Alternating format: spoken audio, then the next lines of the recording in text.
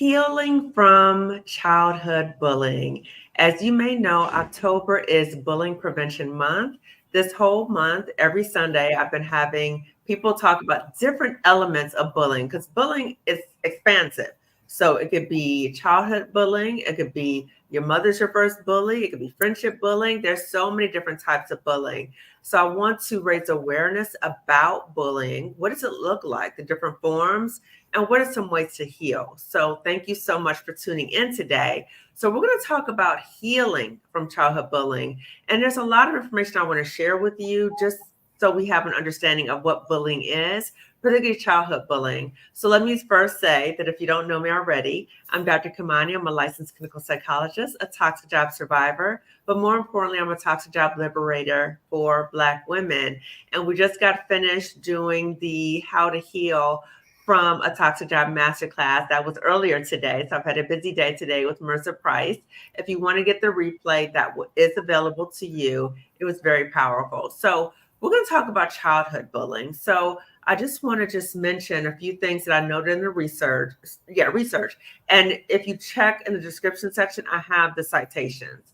So research notes that Black kids have higher rates of experiencing bullying in the form of being the target of the bullying, being a bystander, and being a bully, okay? So when we think about that, some misguided people may say, well, that must mean something wrong with Black kids. No, that does not mean that.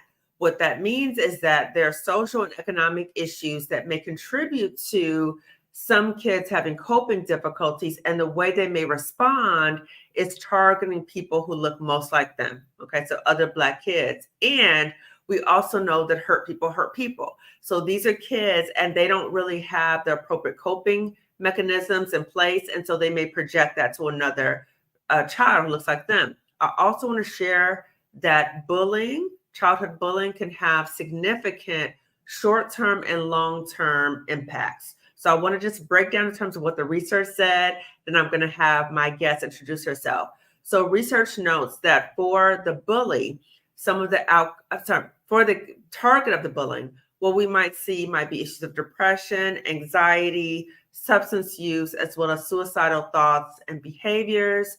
For the bystander of the bully, so they're witnessing the bullying, they may experience guilt that they didn't respond or they didn't, step in some ways, but many times they don't because of fear of the bully. Also, they may experience issues of feeling guilt about or feeling unsafe with going to school, because a lot of times the childhood bullying happens at school. So they may feel unsafe at school. They may be at increased risk for depression and anxiety, as well as drug abuse and school absenteeism. And I really want you to hear what I'm going to tell you about the bullies, okay? So for those kids who bully, this is what the research notes, that they are at increased risk of criminal behavior, depression, anxiety, personality disorders, conduct disorder, impulsivity and aggression, domestic violence perpetrator, lower educational attainment, difficulties maintaining steady employment, substance use, as well as suicidal thoughts and behaviors. I wanted to stress that in relation to the bully because we oftentimes focus on the target of the bullying, as we should, but we also miss the kid who's been bullying because they're hurting too. They're hurting too because a kid who is healthy does not engage in bullying behavior. They don't do that. So there's something wrong going on in their life. And the reason I want to highlight this too, in full transparency, my family was traumatized by our son being bullied. And there were so many things where the parents didn't take accountability. And they were like, oh, my son's just joking. My son's just joking. And I just want to say to parents, you need to pay attention to this. If your child is bullying, there is something wrong. There's nothing funny or joking about somebody bullying, number one. Number two, as a parent, you need to take this very seriously because you don't want these outcomes to happen to your child. So again, bullying can impact not only the child, but also the family. And I can absolutely say that's happened to us. It's devastating. And I also want to let you know that if your child has been bullied at school and you can prove that the school did not protect your child or they did not follow their bullying policies, you can sue them. Okay, which is exactly what we did. Okay, so we sued that school, and that's a big reason why I did not sue my former employer, because I was involved in a lawsuit with this school. Okay, so with all that said, I want to turn it over to my guest, Yvette. So, Yvette, if you could introduce yourself, please. Thank you for having me. My name is Yvette Bean, and I am a licensed professional counselor in the state of Missouri. And I think that I was loving listening to your introduction of all of the information you were giving about bullying, because I think a huge reason that I am a licensed professional counselor is because of the bullying that I received as a child. I know that hurt people. Yes. And I didn't want to be one of those hurt people that hurt people. So yes. I have been working in the field for over 25 years now. And for the last 10 to 15 years, I've been specializing in trauma. So I only work with people who are children and families who've been traumatized. And bullying is something that comes up quite often when working with traumatized families. It does. It does. And, maybe we could talk about this later, but as I mentioned, the bullying that my child went through was traumatizing for the whole family, but particularly for me as a mother, because I couldn't protect my child.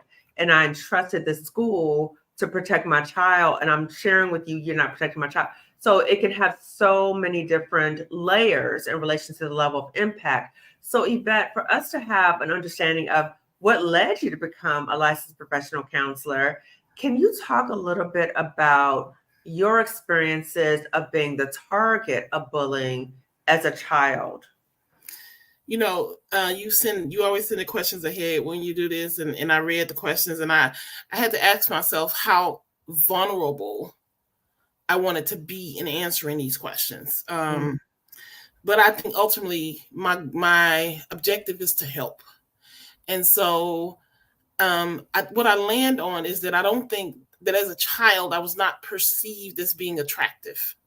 And because of that, I was picked on. My hair wasn't long. I was, it wasn't considered to be attractive to be dark skinned. I was heavier as a child. And also I was extremely introverted.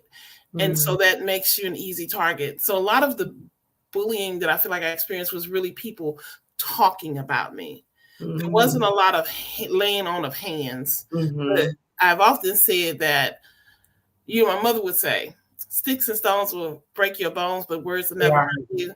And I started saying to myself, I think I would rather be hit with sticks and stones. Wow. Words that people would hurl at me. And so it was pervasive. I felt like I was bullied until I graduated high school. College was a different kind of experience for me. College is where I found my tribe. And I had a tribe in high school too. A clique in high school but we were kind of bullied together. We helped each other. And so we kind of went through it together. Because we were nerdy and smart, and so there was all of that. But they're still my very best friends to this day. Wow, that's awesome.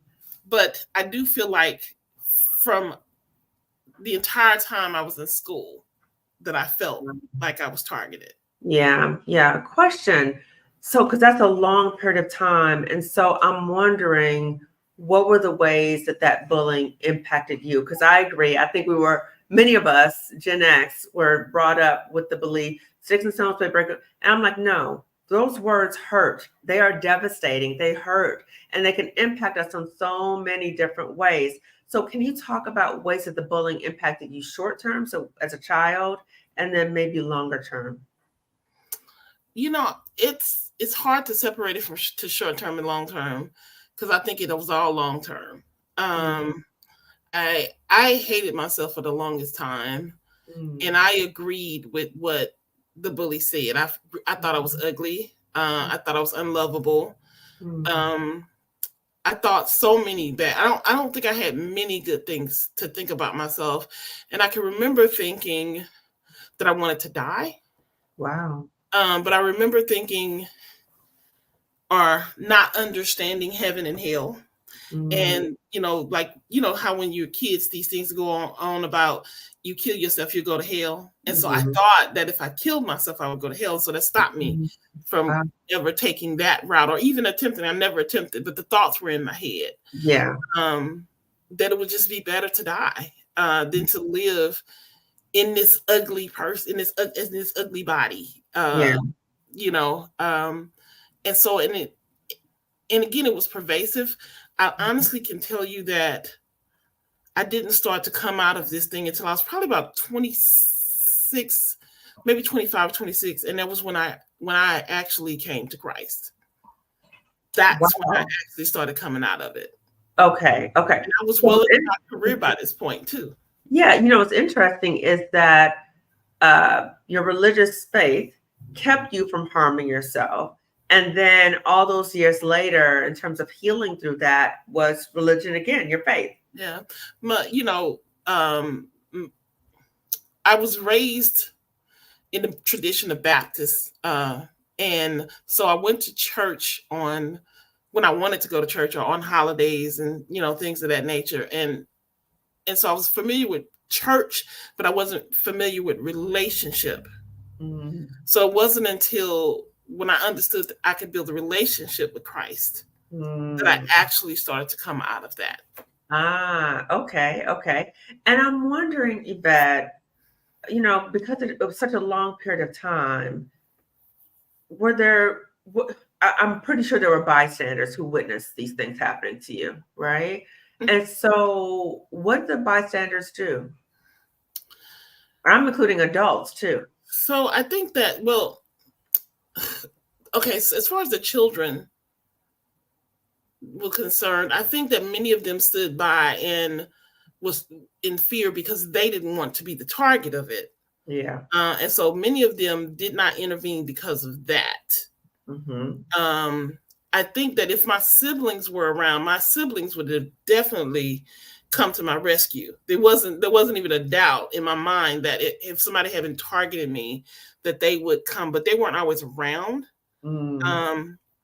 So I think that adults, though, what the teachers didn't do anything. I remember that the adults would tell me that I was too sensitive. What? Wow. That you were the problem. Well, I don't think that they were trying to tell me. Kind of like toughen up to kind of deal with it. That's what they communicate. They didn't say that, but that's what they communicated. That, you just have thicker skin and, toughen up or ignore them. That was a big one. Ignore them.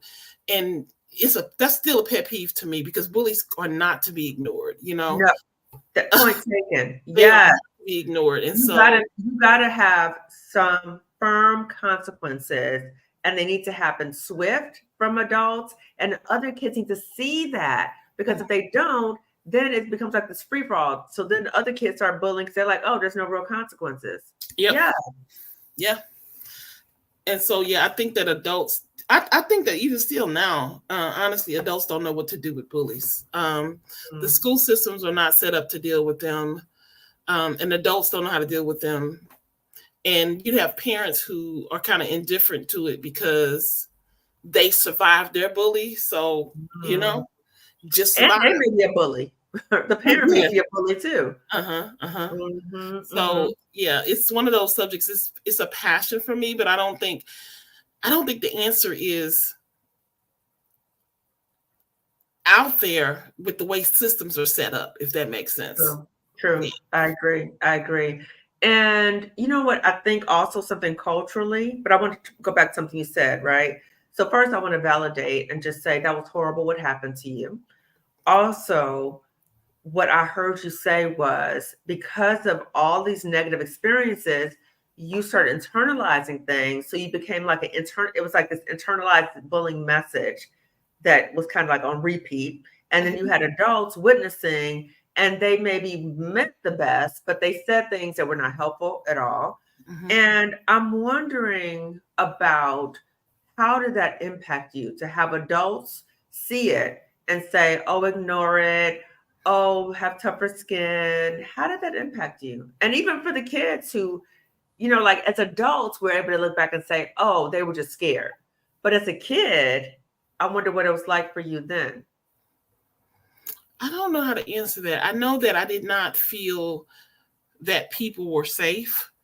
And it didn't really matter whether they were adults or not. I didn't think that people were safe, and they would not necessarily protect me.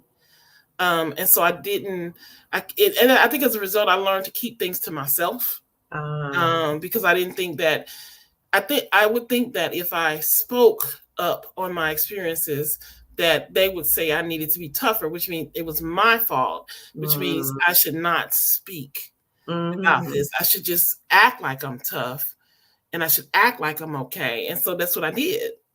I act like I was okay, even when I wasn't okay. And I don't think that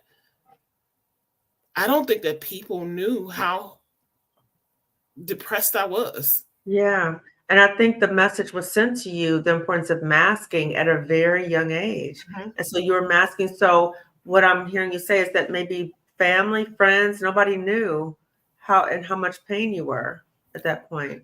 I don't think so. I don't think so. No. Okay. And when did they come to learn about what the experience was like for you? Some of them are just learning right now. Wow. Okay. So it's a long process of maybe you opening up to them too. I started to speak up when I saw the work that God was doing in me. And I started to, it shaped how the kind of clinician I wanted to be when I started to understand, because what the process for me was saying what the scripture said about me to myself.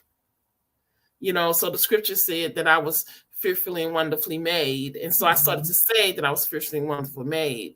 I started to look in the mirror and I'd say to myself, you look exactly how God created you to look. And God don't create any junk, right? Another profound thing I would say to myself was that I was made in the image and likeness of God. And if I'm made in his image and likeness, and I look in the mirror and I call myself ugly, I'm calling God ugly. And I don't want to be the one to call God ugly. That's right. That's right. I started to say these things to myself. And so as I started to say these things to myself and then hear what I said, because the thing about bullying, the insidious things about it is that the bully's voice becomes the loudest voice in your head. It becomes what you hear, right? And so even when it would be my voice, it would be their words. And so I'm hearing that. So as I started to say what thus said the Lord, or what the Lord thought about me, the Lord's voice became the loudest voice in my ear. And I was able to replace it. You replace the maladaptive, the negative, right, with the affirmative, the positive. Yes. And of course, clinically we call it positive self-talk. But I don't always like to speak. I want to speak in practical terms, because it literally, and I still do this to this day. If I wake up and let's talk about today. Okay. Right? So you said when you saw me how you love this yellow. I do this to make myself feel better. I put on bright colors. If I'm not having a great time, it'll cheer me up. And so as I got dressed, are you gonna put on makeup? Nope. I'm saying this to myself in the mirror because, girl, look at your brown skin. You are stunning. And that yellow is popping on you, girl. And I literally do this stuff to myself almost every day, but I know I did it today.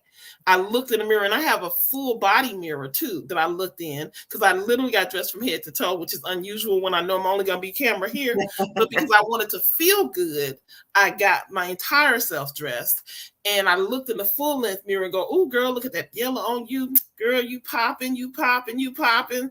And I did that, and I do that a lot. I still do that. I am that because that little girl that was bullied will pop up at any point in time and try to take over. And I don't, I love her and I love on her, but she can't come out like that anymore. Yeah. She's so wounded. She's so wounded, and part of your healing was to replace those negative messages with positive, and you're your own like internal cheerleader in many ways. But I think what I really appreciate what you're saying too, not only that, you know, your colors popping and you realize, but the part about knowing that she still is there. Oh, yeah. Knowing that those memories might come up. And when they do come up, these are some ways to possibly address it when it comes up. Because I think sometimes people think, well, I'm healed, like past tense. Healing is an ongoing process. When I'm talking about it's an ongoing process. Yes. Yes. So, Yvette, I'm curious about something because somebody wrote in the chat about, you know, sometimes in the Black community, we play to dozens. And that's part of our community, right? Playing to dozens. But I also have noticed that within our community is this statement or this message about not being a snitch. And so bystanders may witness. So in addition to them being fearful that I don't want to be next, they don't want to be a snitch. And even the kid being bullied doesn't want to be a snitch. Can you speak to that? Because that is a huge barrier to kids speaking up about bullying behaviors. So you said a couple of things. The one thing was about playing the dozens. And I think that I wanted to address that first because I think a lot of times that still does happen within my family. We are very careful about it now, but we did it a lot as kids. We still, again, we crack on each other and we all laugh. But I think the part that my siblings learned about me was that I wasn't always laughing with them. And it took them a minute to catch that. I love my siblings. Man, I love my siblings. They're fantastic. But as kids, they didn't always know that I wasn't laughing with them. And so once they figured that out, the way we played the dozen became different. Again, we still do it. And I'm putting that out there because I need people to understand if you look at people's faces and their reactions, you will know whether they are participating or feeling what it is you're saying to them. And sometimes we're so busy laughing, we're not looking. Good point. So if somebody says, I was just joking, but if you're looking at the person and they're not laughing, like they look harmed, then no, that's not okay. You might need to dial it back. Your intentions may have been great. You may have been about to have a good time, trying to have a good time. But is this person having a good time? Is everybody having a good time? Good point. Good point. And so again, and I love my family. My siblings are, oh my God, we laugh so much. We laugh so much. And they've gotten so much better at that. And we've gotten so much better at that to where we know when harm is caused and when we need to back up. And I feel safe enough to say, you know, that's a little bit too far. And they can say the same thing to me. And it took us a while to get here, but it takes listening and attending to the conversations. To get there. So So that was about the dozens. And what about the part about not being a snitch? That was actually a little harder because I think that the work about that has to be done with the adults and not the children. Because the adults, you know, I've worked with many parents where they'll say to the kids, don't tattletale. You need to define what tattling is. Good point. Right? Because if tattling is, if what you're saying is don't just tell something just to get your sibling in trouble, that's one message. But if your sibling is doing something to put you or themselves in harm's way, that's not tattling. True. And it's the same thing with teachers and caregivers. The message that we send to children, you need to define what it is you want that they're allowed to tell, right? Because if you're saying don't tattle, so let me tell you something about they're bullies and they're predators. And predators groom their prey. And one of the biggest tools they use in grooming their prey is to tell them, don't tell nobody. So then I have the other parents that come into my office devastated because their kid didn't tell them what was going on. Mm-hmm. That's not necessarily the parent's fault. Mm-hmm. But I'm saying to you, you need to tease out what it is you're saying, message you're sending to your kids about what tattling is, what's going to literally get them in trouble. Because it's not this secret keeping. And this is the thing I tell children when I'm working with them on safety.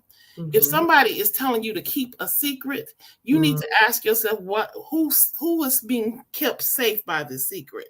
Good point. Good point. Right? Is this secret keeping me safe? Or is this secret keeping them safe? Because if the secret is keeping them safe, then I might need to tell somebody because I'm not safe. Yes. Yes. And teasing those things out with children becomes really important. And I know I'm saying a lot, but what I'm ultimately saying is that this thing about not talking and keeping secrets has many layers to it, and we have to pull back those layers. Yes. Yes. And I think what's important too is, along with that, talking to kids about the consequences. Like, you will not get in trouble for telling if someone is harming you. Some kids will say, I don't want to tell because I was going to get in trouble, because the perpetrator has said that to them. The perpetrator has said, you have to keep this a secret because if you don't, you're going to get in trouble. Okay. So it's very important. Another thing about that, I know I interrupted you, but another important aspect of that is defining what trouble is. Oh, good point. Because kids will say, I'm going to get in trouble. What does that mean? And sometimes kids have no definition of what that is. Right. And so it becomes parents' job to define what trouble is. Yeah. So if you keep telling lies on your siblings, I'm going to take away your TV privileges, I'm going to take away your phone. Define what trouble is so they can know how much trouble I'm actually going to be in. Or what trouble actually looks like. So when it's predators and you're going to be in trouble, well, what does that mean? Does that mean I ain't getting no cereal? Because if that's what that means, I'm going to tell anyway. Right. And if your parents already told you, if somebody tells you, keep it a secret, right, that's a problem. If they say don't tell because you'll get in trouble, no, you're not going to get in trouble. So having those open conversations with kids, I think that's very important. And then the other part about consequences. So you talked about it's important for the adults to do these things to make kids feel safer in their environments. So they know that if they tell, okay, you can tell this way and nobody would know. I've seen adults like say, oh, well, so-and-so, you said so-and-so. That's outing a kid who reported something. So that is not encouraging other kids to report. So what are the ways that schools or other systems can help kids with sharing what they need to share the truth without a fear of consequences, a fear of that somebody's going to out them, that they were the one who said something? So there's it's all communication. Okay. It's all communication. And adults need to learn that they're communicating even when they don't speak. And I think that that's part of it. It's like as an auntie, I don't have any children, but as an auntie, I hope that I'm communicating that I'm a safe space. That you could tell me anything and I'm still going to love you. It doesn't mean that I'm not going to give you consequences. It doesn't mean that I won't tell you the truth or respond in truth, but you will always be loved. I'm constantly, and my nieces and nephews are able to actually correct me when they don't receive from me what they're trying to get from me. They can say, no.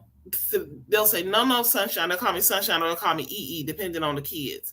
No, Sunshine, that ain't what I thought you said. This is what I really thought was going on. And so that I can correct myself. And we could because I'm trying to create a safe space for them, right? And my nieces and nephews are the closest thing that I have to children, and they have parents.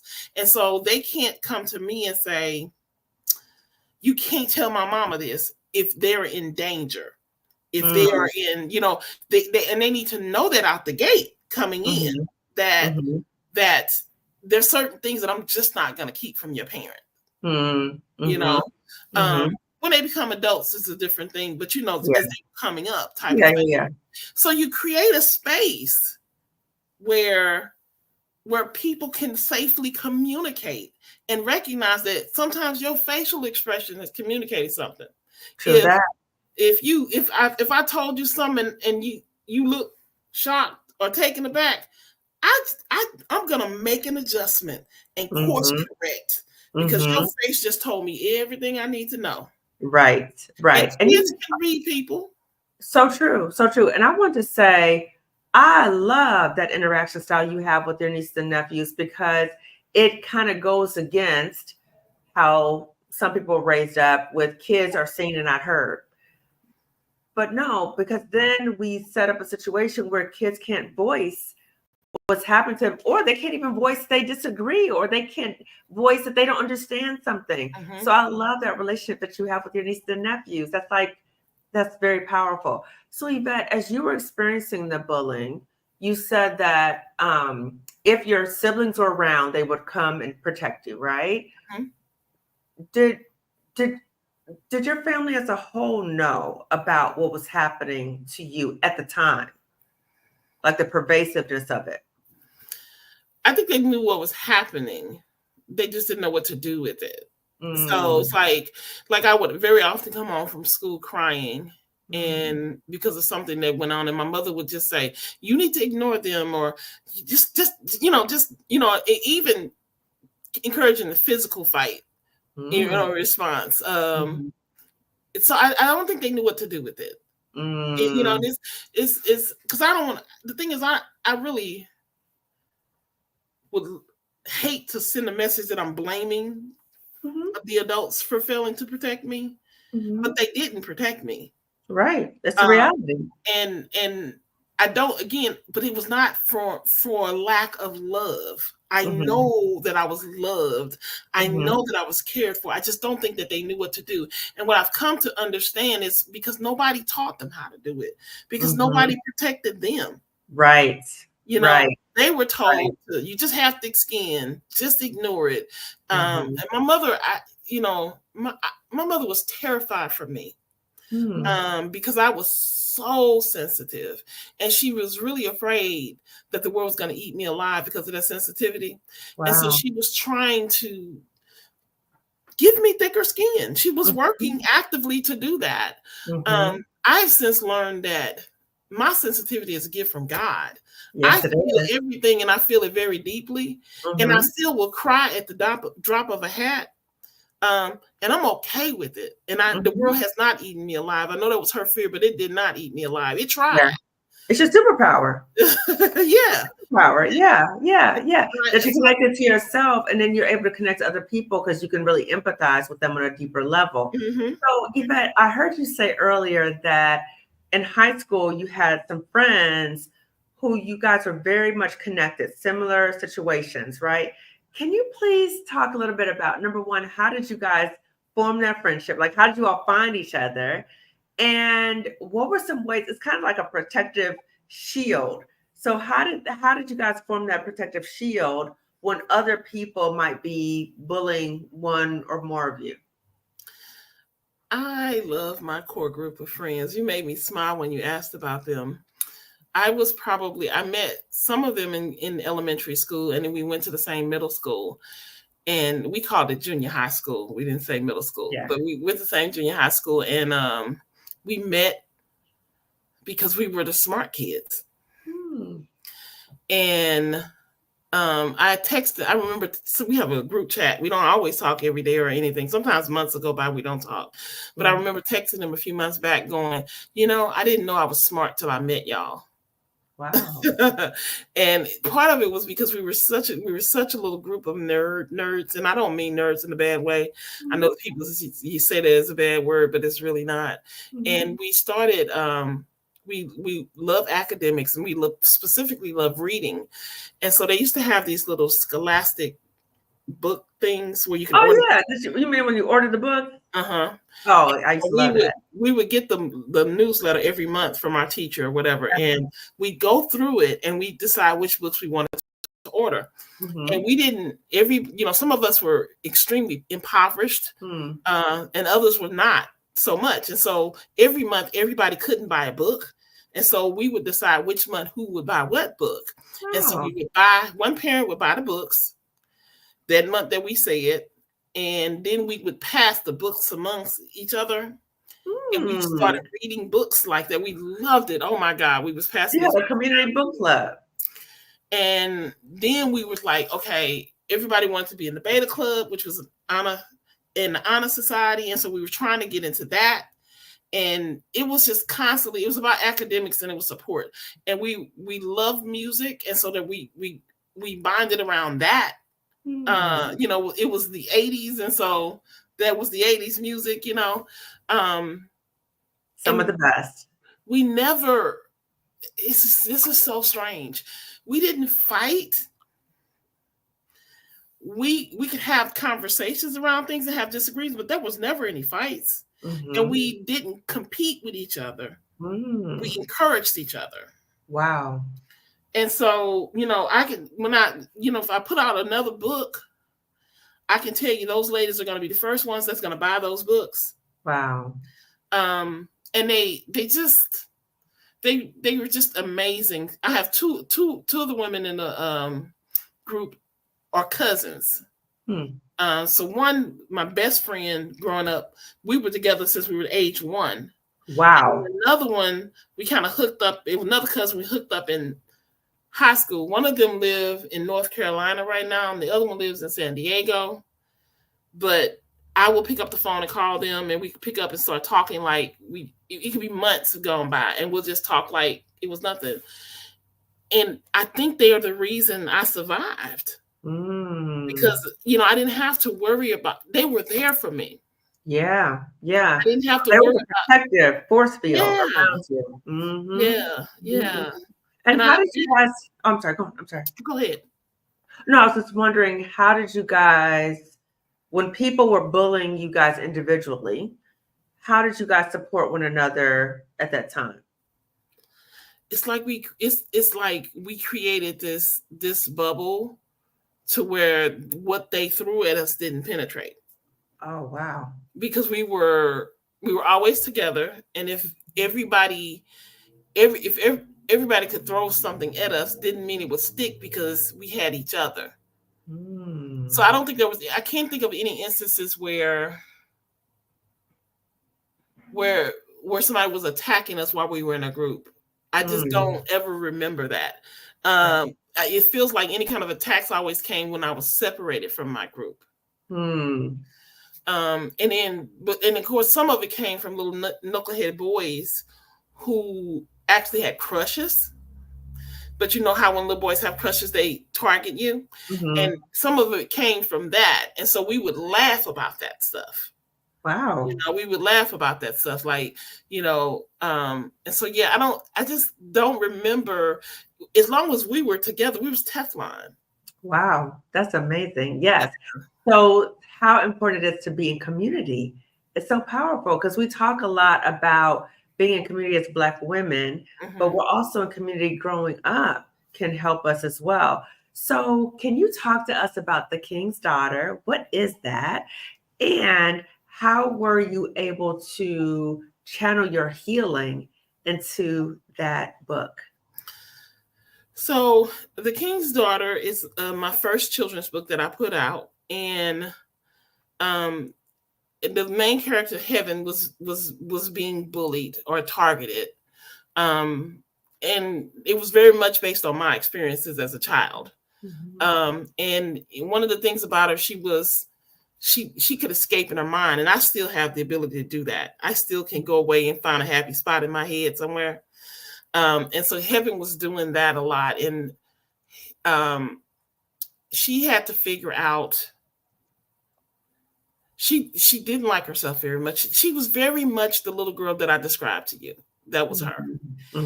And she went to Sunday school, and one of her teachers had told her that she was her daddy was the king of everything, and she was a queen. And so Heaven kind of made a decision that, well, if I'm a queen, they're going to treat me accordingly. That was kind of just kind of clicked with her. And so she went to school, and decided they were going to treat her like a queen. Mm. And so they would target her just like they always did. And she was like, I'm the queen. You better be careful. My dad is the king, you know. And she walked with such confidence that when stuff started to happen to them, they thought it was her cursing them.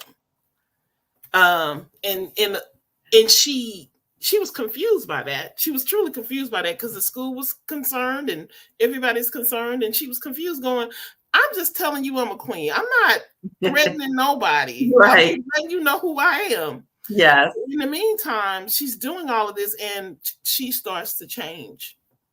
She starts to become more confident. Her grades start to improve. She was just a different person. And that's very much what happened to me when I found out who God said I was. You know, I the way I walked, the way I talked, everything had changed because I was a queen. I was literally the daughter of the king, and I still am.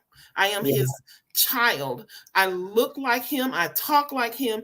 He loves me unlike anybody could love me. And heaven is very much a manifestation of that confidence, that level of confidence. I didn't want people to think that God was actually causing curses in the book. And so there had to be an apology from heaven. But she wasn't apologizing because she was wrong. She was apologizing because they were confused and she should have been clearer. And so she got an opportunity to clear up everything with everybody about how she walked and how she talked and what God really wanted them to know. Wow. Okay. So can you share with the audience, we talked a little bit off camera, can you share with the audience, what was your process? Because I thought that was just, whoa. What was your process of writing this book? So, okay, first of all, the book is a poem. So the story from beginning to end is a poem. It is a full book, but it rhymes from beginning to end. And before I tell how the process, I need you to know that when I write a poem, it just pours out of me. It does not, it's just something that pours out of me. And so I had written down that I wanted to write the story about heaven. So heaven, there was a character in my head, and there's a lot of characters in my head that have not made it to paper, but heaven made it to an ideal. And I had written down what the problem was and all of that sort of stuff, kind of a rough outline. And my mother got sick and she passed away. And before my mother died, I was busy. All of my siblings were. I don't want you to think it's just me, but we were all busy. We had figured out, you know, a way to get her back and forth to the doctor, who was going to take her on what days, who was going to be with her on what days. And so we were always just so busy. And then my mother had her own preferences. Like if she wanted somebody to go to the grocery store, it either needed to be me or my other sister.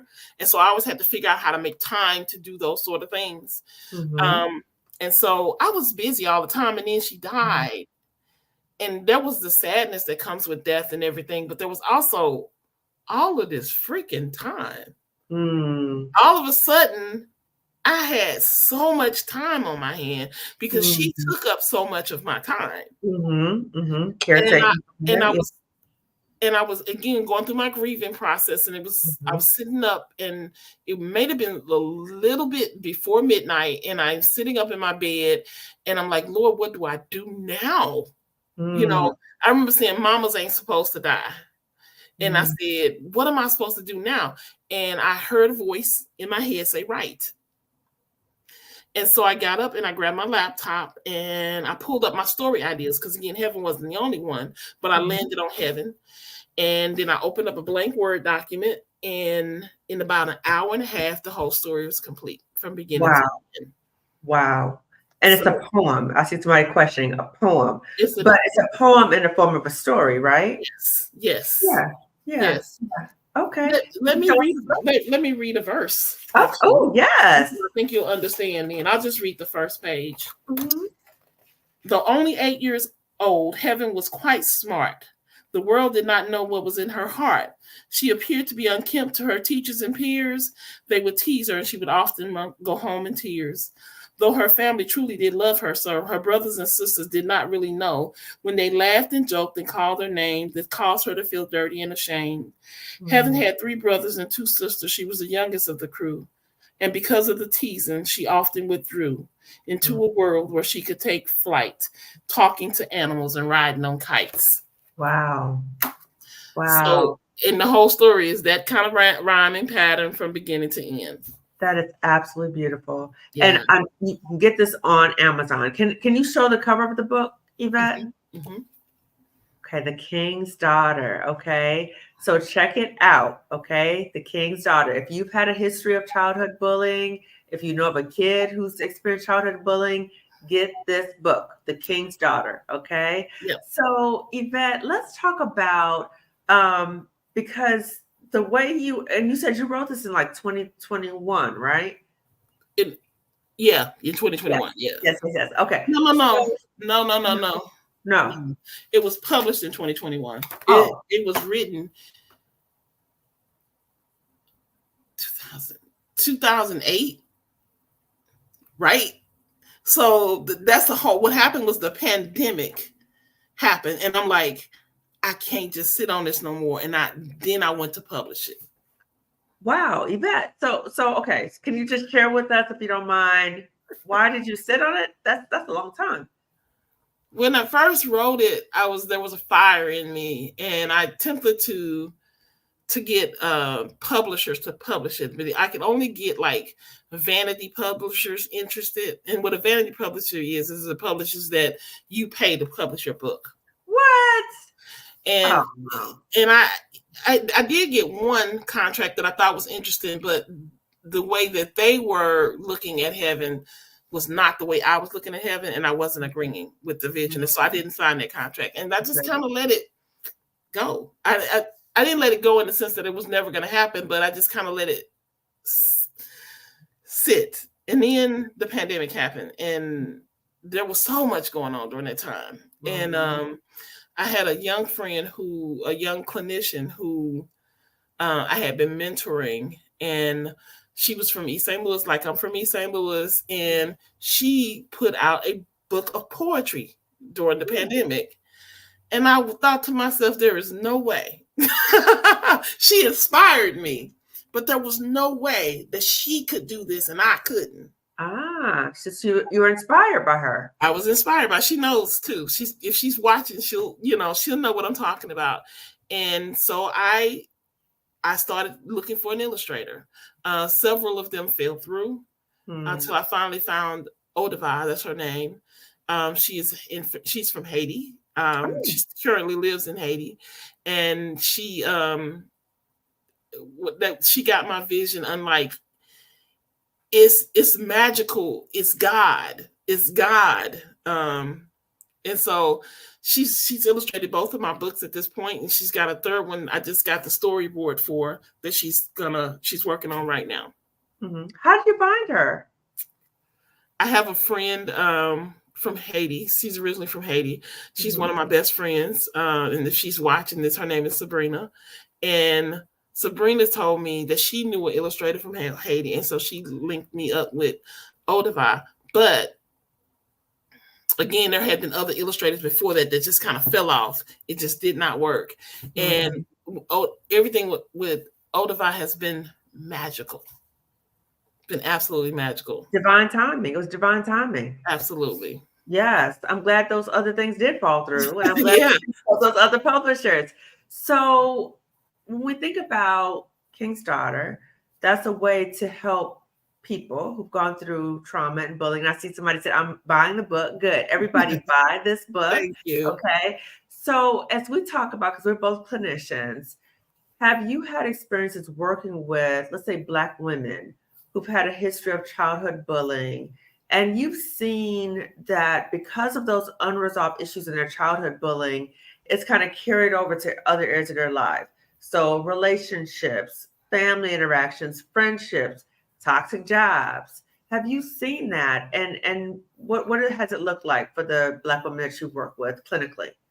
So I'm going to say, be upfront and say that I'm mainly a children's clinician. I do work with some adults though. my experience has been more with children, but I will say this. Spiritually, yes, the answer that I have run across those women, and these are usually the women for me who are in a relationship. They're in a relationship with somebody because they need to be in a relationship with somebody to feel like they're lovable. Ooh. And so the relationship might not be great, and they'll take so much off of this because they feel like this is the best that they can get. And when you listen to their story, you understand that they've been told that they were worthless their whole life. And so with them, and I say spiritually because these are women that I usually connect through church or ministry or somehow. And so with working with them, what I found is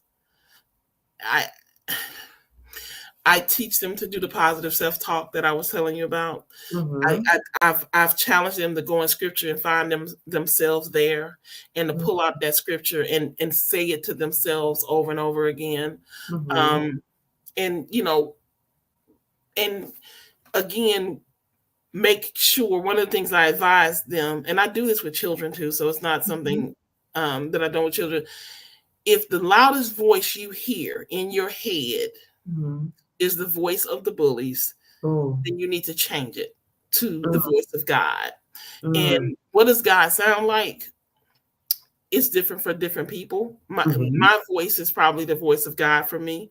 And I say, the second part of it is, please say whatever you're saying. Everybody hear me say this. Whatever you're saying to yourself, say it out loud. When I said that I was having this conversation with myself, I'm literally talking to myself. And why am I saying it out loud? You say it out loud because the scriptures is clear. Faith comes by hearing, and hearing by the word of God. So the more you hear something, the more you have faith for it. So say it out loud.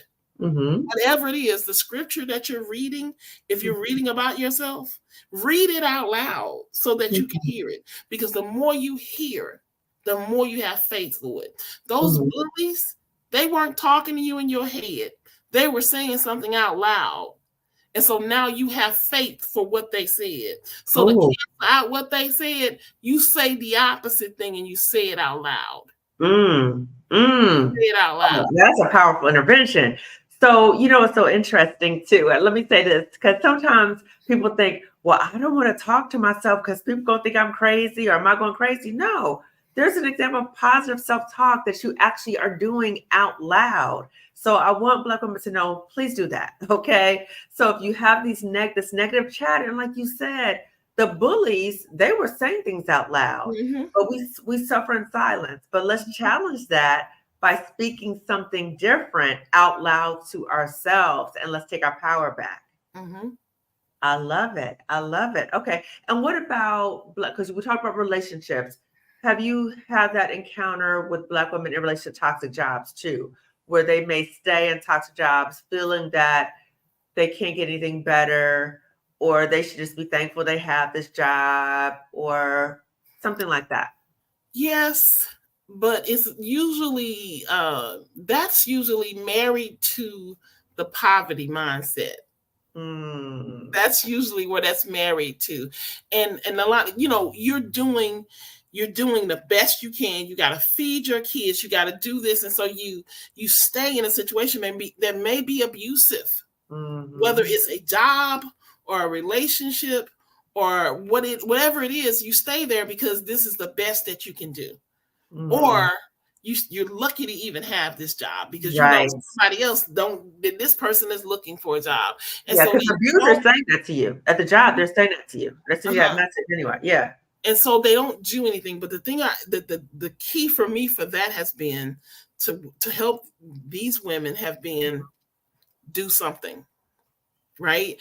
And so the doing something may be, I'm just going to update my resume today.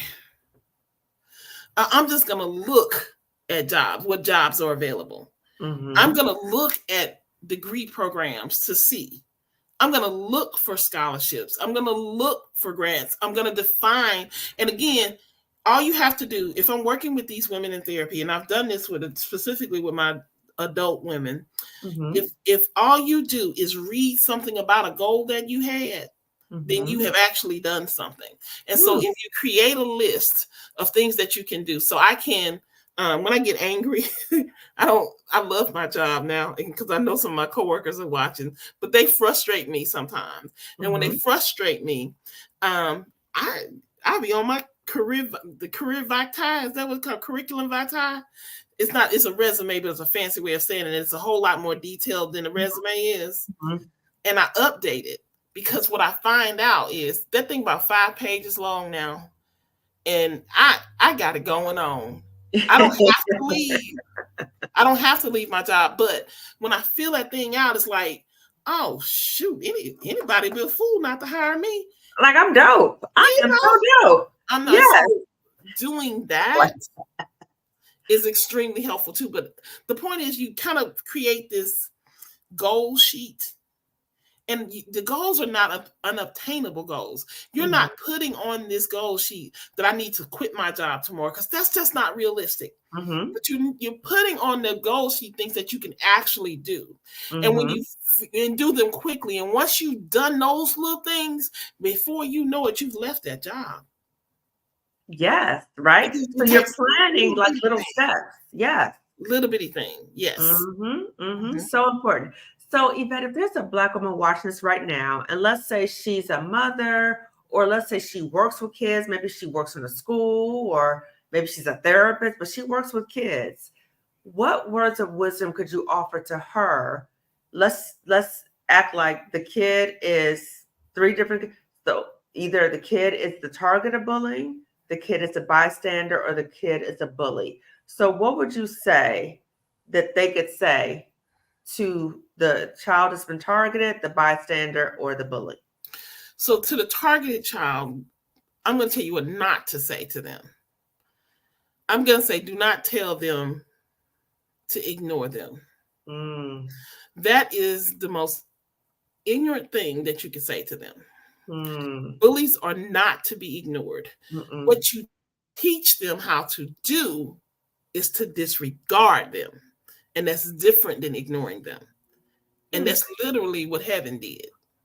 Heaven decided that what God had to say about her was way more important than what the bullies had to say about her. And so she disregarded them.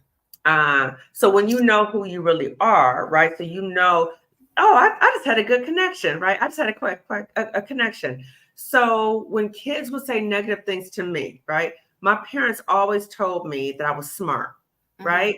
So when the kids would say stupid things to me, like, oh, you're dumb, girl, that meant nothing to me, because I was like, what are you talking about? Like, I know I'm smart, right? So you're right. So if that's filled within you, and you know what you are bringing to the table on some level, if somebody's saying this crazy stuff to you, it will hurt, but it won't really change your self-concept, because you've already been poured into.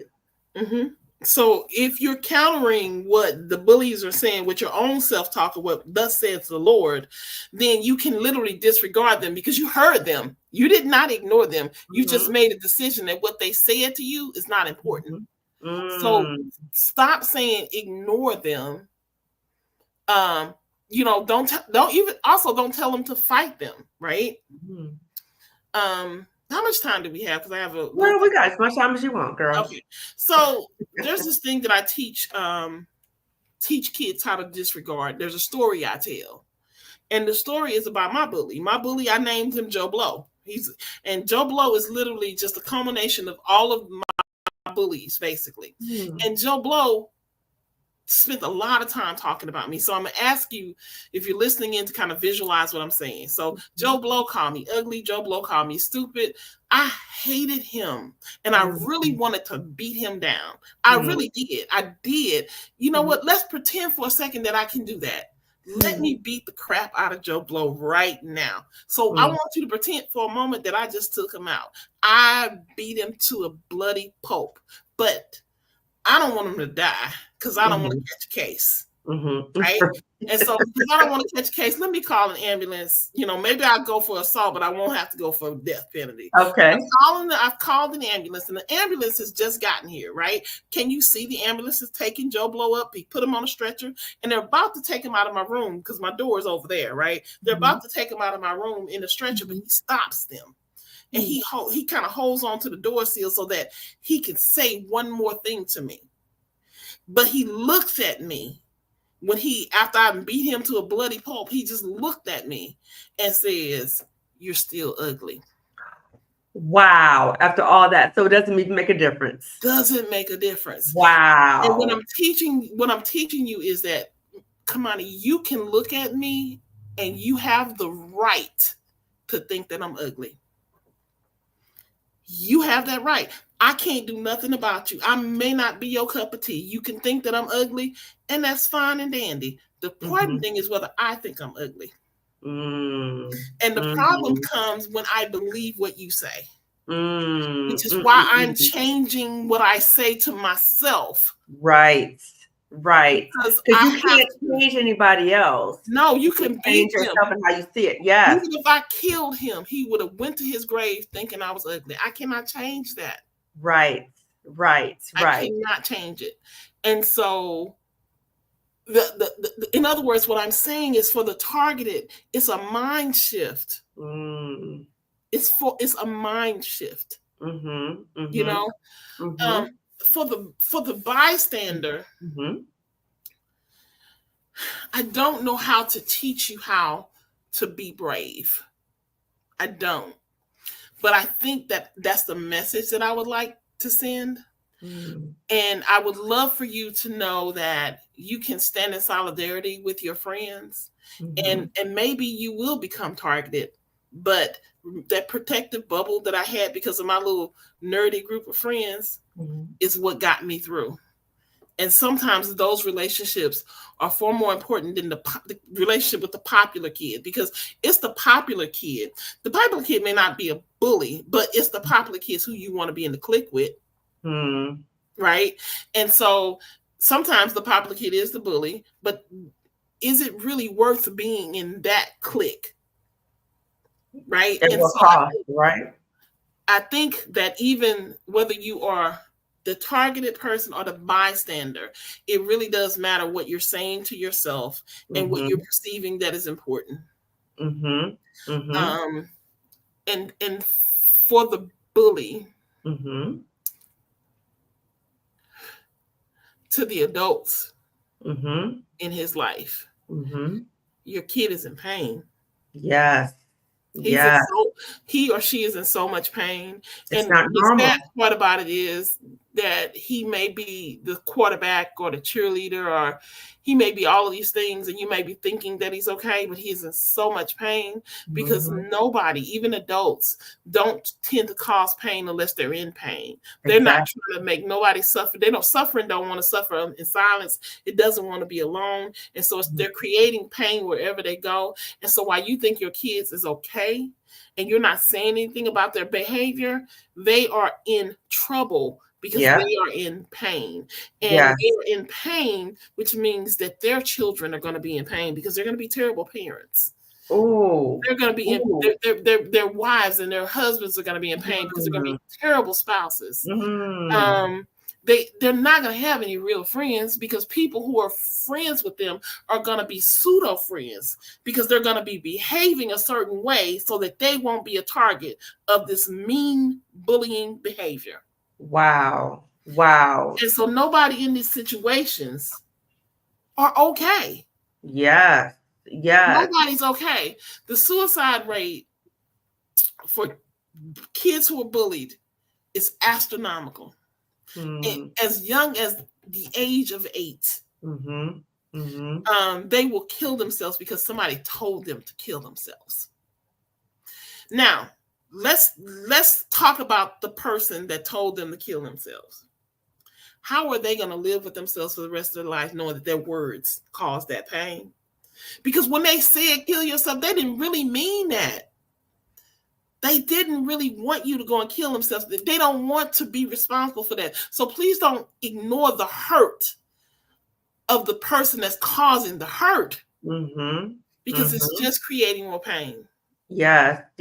It's really like in terms of, because you and I both do work on trauma. So when I talk and I present, I train on trauma, it is really having an understanding it's not what's wrong, it's what happened to them. So a kid who's bullying, there's something clearly wrong, because you're right, they're in deep pain to be acting that way. And as parents or other adults around, if we see these things and we might say, no, not we, I would never do this, but other adults might say, oh, they're just joking. They're just joking. One, you are missing a kid who's really crying out. This is a cry for help. The other thing is you are setting them up for failure, because more than likely they will continue to engage in this behavior. And I told you already about the research said about kids who bully with their outcomes. You're not helping them at all. So what would you say? That was really good, Yvette. What would you say to the parent or the adult who's working with the kid, those all in relation to telling adults? So what would you say to them about if they're the target of bullying, the bystander, and the bully? What would you say to them in relation to adults? Ask that question a different way. Okay, so if a kid is big, okay, so if a parent is aware that their child is being bullied, or they're saying these things, or they're talking to their kid about, if you become bullied, what should they say to them about telling an adult, right? So for the bully, and let's say the bully and the bystander, because the bully's not going to tell themselves, right?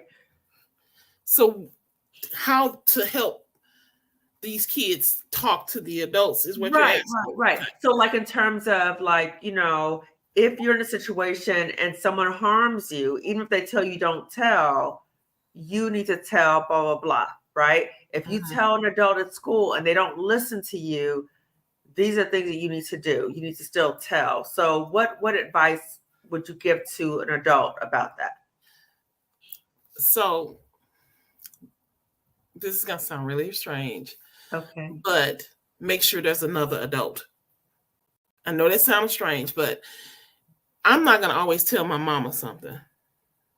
But I might tell my auntie. Okay. And so this kid might have to have permission because like I said, kids read all kinds of things. So mama's face might say, don't approach me. And mama ain't intended for a face to say that. So make sure there's another adult, right? And so like, I know my sisters, both of them, most of my nieces and nephews are adults at this point, but both of my sisters would trust me with their children. And so they would know that if their kids came to me, their kids would be safe. So establish another adult that this person can talk to. So if they can't always tell mama, they can tell auntie, they can tell the lady next door, whoever the person in the church, whoever this adult is, make sure there's another adult. Don't be offended when your child don't come to you. There's so many reasons kids don't come to parents, and none of it has to do with you being a bad parent. Most of it has to do with the fact that as much as you want to protect your kids trying to protect you. Oh, speak on that. Because if my mama found out that this happened, she might go up to that school and she might cause a ruckus. She might get arrested. She might get arrested because mama got a mouth on her. Yes. And so I'm trying to protect the again, in the cases of sexual abuse, because again, the perpetrator has said to them, I'm gonna hurt your mama. I'm gonna kill your sister. I'm gonna kill your dog. Right. And so many reasons why kids don't go to their parents. Let go of that. Yeah. And establish another adult that is safe enough for your kids to go to. I like that. That's good. That's good. And I'm sorry. No, go ahead. If you tell an adult, like let's say at school, and nothing happens, for them to keep telling. Exactly. And so when I'm working with children, because the thing about kids who've been traumatized, that they stand a higher risk. The statistics shows they show a higher risk of being re-traumatized or re-victimized, right? And so we have to, one of the things we do is we teach them how to be safe in the future, right? And one of the things I do is I'm like, okay, so you told mama and mama didn't listen. Who are you going to tell now? Okay, who is the second person you're going to tell? Up to the fifth person if necessary. Wow. Up to 911. Up to a suicide hotline. Up to whatever. But you tell somebody until somebody hears what you're saying. That's good. That's good. I love that. I love that. So, Yvette, if there's a Black woman watching this right now and she can resonate with anything that you've said, maybe she's still struggling with issues of childhood bullying as an adult. She's still struggling. There's some unresolved things. What words of wisdom could you offer to her? To anybody that's watching, specifically for us people of color, therapy is not a bad thing. Therapy is not a dirty word. And I love how it seems like in the last few years, it's more people saying, yeah, get therapy, get therapy, get therapy, but there's still a stigma associated to it. Mm-hmm. If you're still walking around with your childhood hurts, and their childhood hurts is making decisions for you, and you know whether your hurts are making decisions for you, it may be time to ask to talk to somebody about that. And maybe, again, there are some churches who have pastors who are also counselors. If that's the way you want to go. But even if your church doesn't have a counselor, they can tell you where to find one. I just think that that's one of the things that I'm in therapy. I'm a whole therapist, but I'm in therapy, right? Yeah. And because I still have hurts and I still have trauma that I'm healing is a process. You go from the point of being sick to the point of being healed. And sometimes even when you heal, the heal is just kind of scabbed over. And there's situations where you pick at that scab and before you know it, it's bleeding again. Oh, yes. Because it's all a process. And there's pain in the process. And also understand that there's pain in the process. Yes. If you are feeling pain, that's probably because you are on that healing journey. And one of the things that we do is like we're walking around and we're trying to numb ourselves to that pain. Band-Aid. But the problem with that is,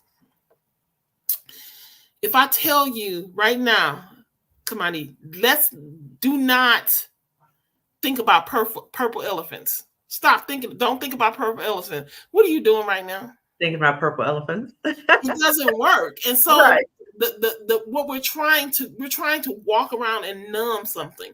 And it doesn't work. And here's what the problem is. We numb it by alcohol, by drugs, by food, by sex. There's so many ways we attempt to numb the pain. When the truth is, if you go through the process, there's a beauty on the end. The scripture says that he will give you beauty for ashes. And there's a beauty on the other side of it. There's a beauty that we miss. And so seek help. Yeah.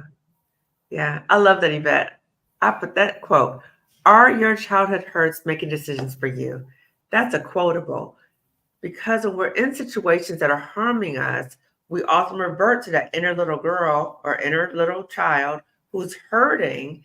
And that person maybe making decisions, right? So, oh my God, I can't do anything because I can't go anywhere else. So nobody else will accept me or bad things will continue to happen to me. So I completely agree with what Yvette is saying. If you recognize that there's pain moments you're having in your life, lean into that and say, you know what? This is painful. Let me see what the root of the problem is. Let me not keep putting Band-Aids on it, right? So vacations, buying some new shoes, drinking alcohol. Let us not do that because that's not going to solve the root of the problem, okay? So Yvette, as we're winding down, can you please share with the audience about all of your books and any other things in terms of services or products that you have to offer? So I have another book. It's called She's a Black Girl.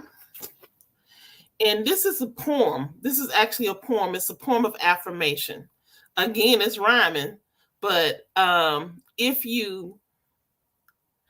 promise you this would bless you. I don't even know any other way to say it, but this will bless you.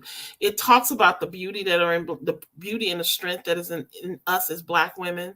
The first line of the poem reads, "When I look into the mirror, do you know what I see? An exotic dark-skinned creature looking back at me. Sometimes she smiles, sometimes she grins, sometimes her hair is standing on end. She's a Black girl, unapologetically so. right? Ooh.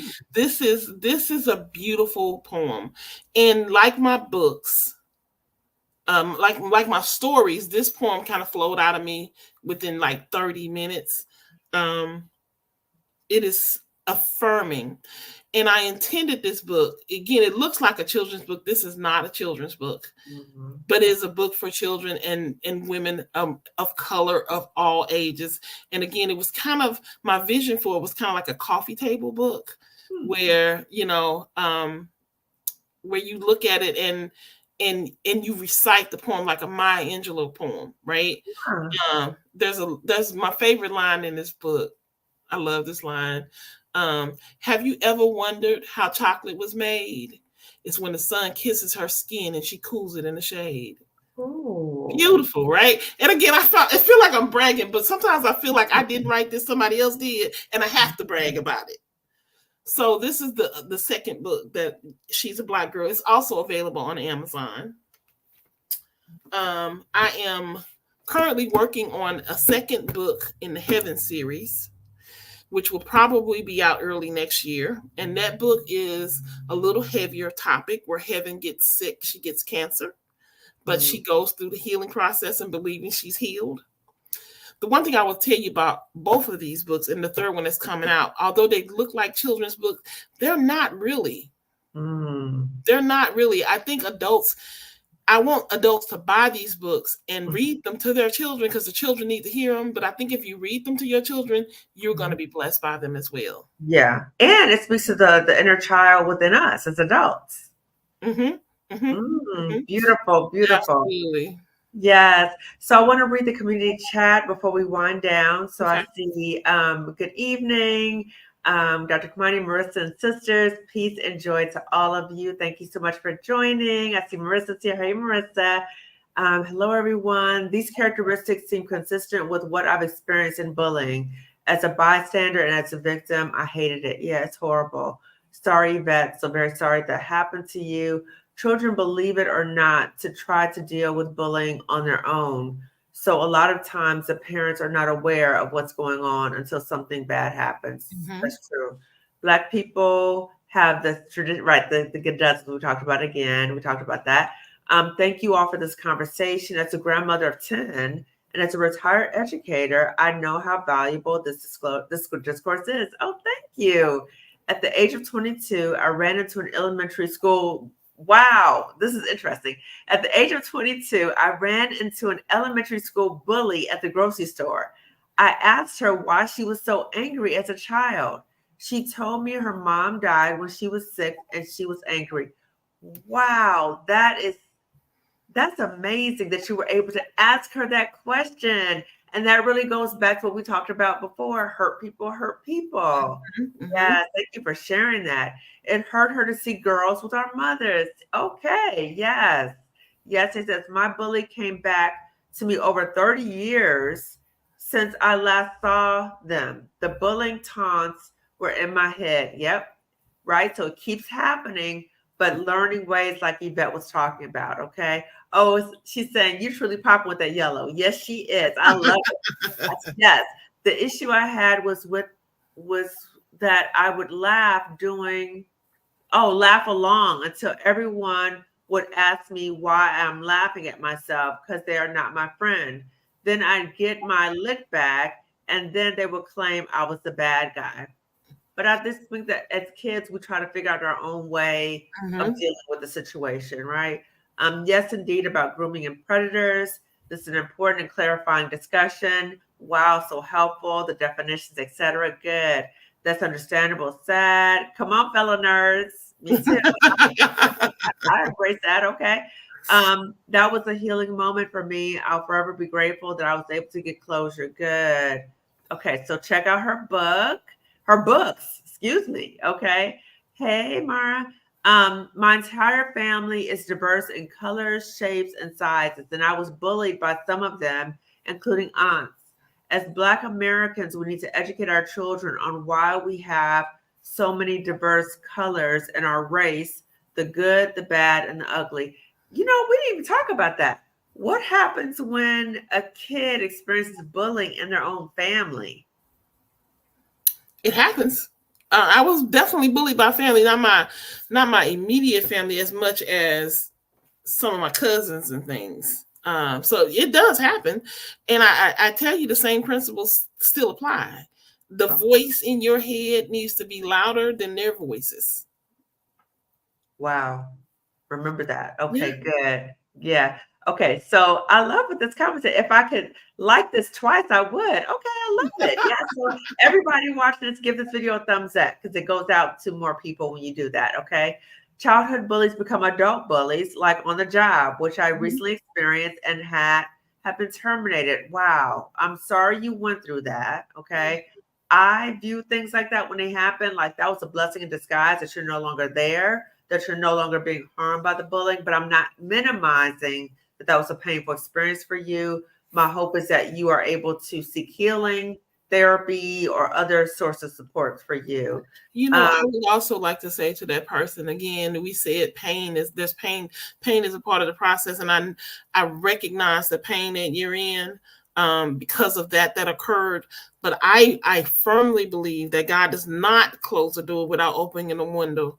He's always creating a space for us. And so the pain we go through, there's going to be something that comes out on the other end beautiful. And something better. Yeah, something beautiful. Agreed. Really glad I tuned in. This is so meaningful listening to this in the car with my parents. Oh, thank you. With experience, your skills grow and become more valued at another job position. So true.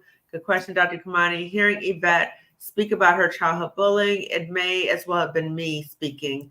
Look at how far we've come. Yes. Yeah. Love yourself. Know that you are blessed and beautiful and work to uplift others. Yes, that is so affirming when you think about how far you've come. It is so amazing. After 30 years, when my bully came back in my life, I had to learn to forgive her. While I was going through this, her sister told my mom that their mother had died. All of this was going on at the same time. Okay. Yvette is accessible and excellent educator. I've learned so much from her. Thank you, sisters. Excellent. You. I love it. I love it. I love it. So everyone, again, please just give this video a thumbs up. Please get Yvette's books. She's got some really good books. Go look at the books. Look at this video over again because Yvette was dropping some gems, okay? So watch this over again and please share this video with at least 2 other Black women. If you haven't already subscribed to my channel, please do so. And also turn the notification bell so you know when I go live, okay? And if you want any of the resources that I offer, that will be in the description section. And everyone, thank you so much for watching. Yvette, thank you so much. Any last words, Yvette, that you want to share with the audience? I just appreciate the fact that people are listening and hearing and what I'm saying. And I hope that, you recognize there's a scripture that says that we overcome by the word of our testimony. And so making the decision to share your own stories as a way to help facilitate healing in somebody else is really important. And so any kind of experience you've had, if you share it with somebody with the idea that they can learn something from it, I want you to do that too. I want you to do that because that's the reason why I was brave enough to come on today and be so vulnerable because I am overcoming by the word of my testimony. Yeah. Oh, that. Oh, yes. So first, I want to say how much I appreciate you being so vulnerable and open and transparent about your journey.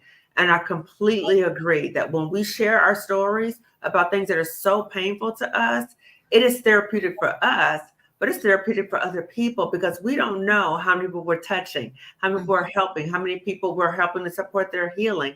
That's why I create this YouTube channel. Okay. Mm-hmm. So healing is talking out loud. Glenn Mazzini said healing out loud, right? Glenn Mazzini. So we are healing out loud out here, right? And I see a few more comments came in. I was the only Black on my job. The insecurity of other people I had to deal with daily. I hated that I was terminated, but I also feel relieved that I'm not bullied anymore. Yes, yes, yes. Okay. So great job, ladies. Thank you so much. Okay. So everyone, thank you so much. Video thumbs up, share this to 2 other Black women. And I will see you later, Yvette, if you can stay on. Right. Bye, everyone. Bye, everyone. Bye.